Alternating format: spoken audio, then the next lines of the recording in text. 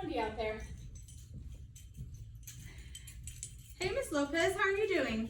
Hi, Mrs. Spinoza. I'm doing well. A bit tired, but I'm doing okay. Oh, I'm sorry to hear that. I wanted to go ahead and just check in on you and see how you're doing with it being your first year. I know as a first year teacher, it can be tiring and a bit overwhelming, so I'm here to support you. Whatever you may need from me, I can come in and model lessons, offer strategies, or just be here to listen. Is there anything I could help you out with this since you said you were a little tired? That means so much to me. It has been tiring. If you have some time, could I ask for some advice? Of course, I would be happy to help you in the best way I can. What seems to be bothering you today? I feel like I'm having a hard time connecting with my students. Sometimes they just don't seem to listen or are completely off task. It is hard for me to teach when they are not doing what I need them to do. Behavior seems to be such a problem this year. Oof, I remember those days in teaching. I understand how hard it can be for students when students are off task.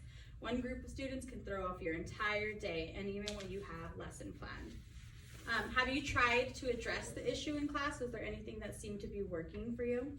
I find that when they are doing things that they like, they are more engaged. Okay, so that's great to hear. That means that the students are capable of actually completing their work. They just need a connection. How is your relationship with your students? Have you spent time building relationships with them this year? I'll be honest, I haven't.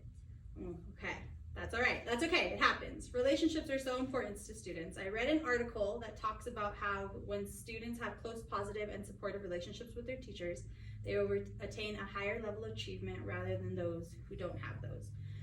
They work great with their teachers who inspire their commitment and hard work. And then when we build those relationships and rapport with students and create a safe environment, you'll inspire the students and you'll keep them engaged. It's easier to talk to them and teach them when you know them as people. So do you have any recommendations to help build relationships? One thing I love to do is develop an interest in their interest or get to know their interest.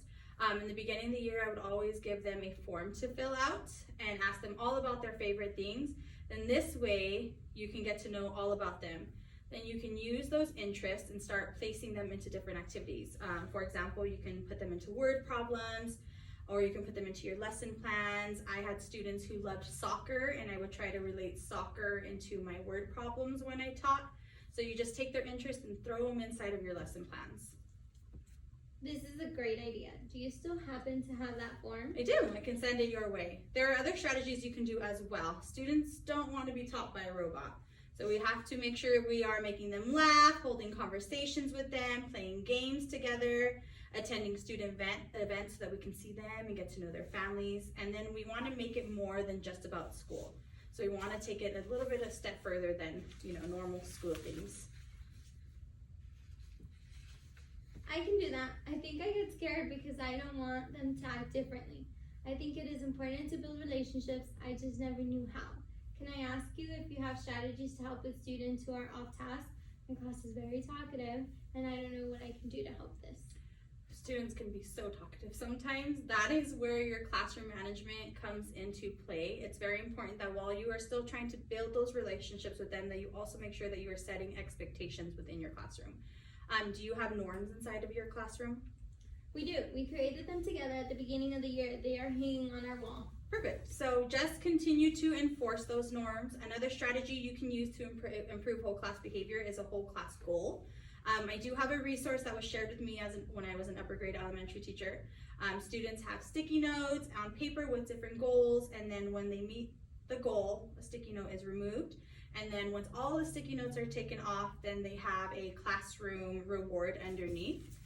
I found that this is helpful because it holds students accountable for their actions and their own learning, but it also teaches them to hold each other accountable and to remind each other that they're working to meet that goal. So they'll be like, hey, you're not supposed to be doing that. Get back to work, or if you don't have a pencil, here's a pencil. So they kind of work together. It doesn't have to be this specific resource, but I do have it available. Just try something whole class. That actually sounds like an interesting idea. I think I'm going to try these ideas.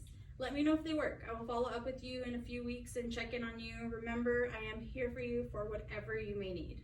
Thank you so much, Mrs. Spinoza. I appreciate you taking the time to talk to me. You are welcome. Thank you for entrusting me to share some ideas. I'll see you around. Have a wonderful day. Woo!